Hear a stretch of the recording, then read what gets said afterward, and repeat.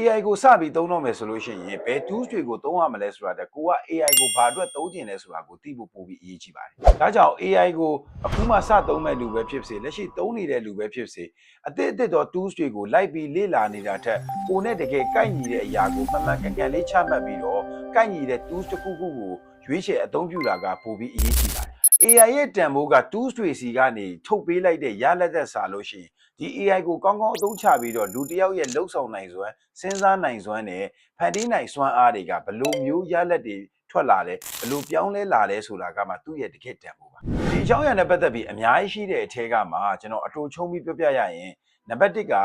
အခြေခံအသိပညာနဲ့ကျွမ်းကျင်မှုတွေကိုလူတိုင်းလက်လန်းမီလာနိုင်စေတယ်အရင်တုန်းကကျွမ်းကျင်တဲ့လူတယောက်ယောက်ရှိမှလုပ်လို့ရမယ့်အရာတွေကအခုချိန်မှာ AI ရဲ့အကူအညီနဲ့ကိုယ့်ဘက်ကိုစပြီးလှုပ်ဆောင်လို့ရလာနိုင်တယ်ဒါကကျွန်တော်ကျွမ်းကျင်တဲ့လူတွေမလိုအပ်ဘူးလို့တော့ပြောတာမဟုတ်ဘူးကျွမ်းကျင်တဲ့လူတယောက်ရဲ့အတွေ့အကြုံတွေဖန်တီးနိုင်စွမ်းတွေကိုတော့ AI ကအခုချိန်မှာအပြည့်အဝအစားမထိုးနိုင်သေးဘူးဒါပေမဲ့အရင်ကလူတိုင်းလက်လန်းမမီနိုင်ခဲ့တဲ့အခြေခံအသိပညာ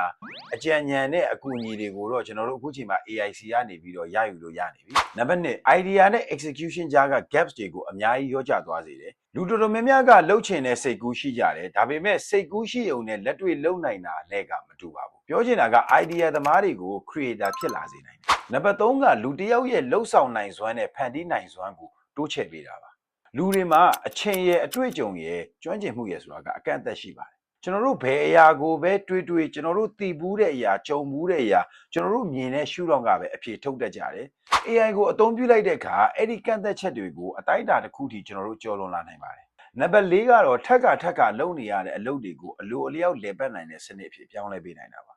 ဆိုတော့လုပ်ငန်းဝင်တစ်ခုမှာတခါတည်းလုပ်ပြီးသွားတာနဲ့ပြီးသွားတဲ့ဟာမျိုးတွေရှိသလို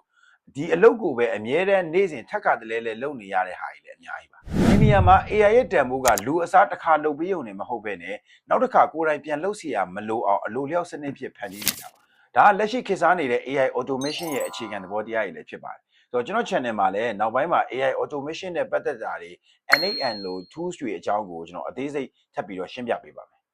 AI ကိုအခုကျွန်တော်ပြောပြတဲ့ပုံစံလေးတိုင်းနားလည်ထားမယ်ဆိုရင် AI ကိုအခုမှစသုံးမဲ့လူတွေအတွက်ကော AI ကိုသုံးနေပြီးပို့ပြီးတော့ကောင်းအောင်သုံးကျင်တဲ့လူတွေအတွက်ပါအကျိုးရှိမယ်လို့ကျွန်တော်မျှော်လင့်ပါတယ်ကျွန်တော်ရဲ့ YouTube နဲ့ TikTok channel မှာလည်း AI နဲ့ပတ်သက်တဲ့သဘောတရားတွေကိုအခုလိုဗီဒီယိုလေးတွေနဲ့နားလည်လွယ်အောင်ရှင်းပြပေးမှာဖြစ်တယ်လို့ AI tools တွေနဲ့ပတ်သက်တဲ့ practical video တွေကိုလည်းအမြဲတမ်းမျှဝေပေးသွားမှာဖြစ်ပါတယ်စိတ်ဝင်စားရဆိုရင်တော့ကျွန်တော်ရဲ့ channel တွေကိုလည်း follow လုပ်ခဲ့နိုင်ပါတယ်အားလုံးပဲအချိန်ပေးပြီးကြည့်ရှုပေးရတဲ့အတွက်ကျေးဇူးအများကြီးတင်ပါတယ်ကျွန်တော်တို့အာသန်နိုင်ပါနောက်ဗီဒီယိုလေးမှာပြန်လည်တွေ့ပါမယ်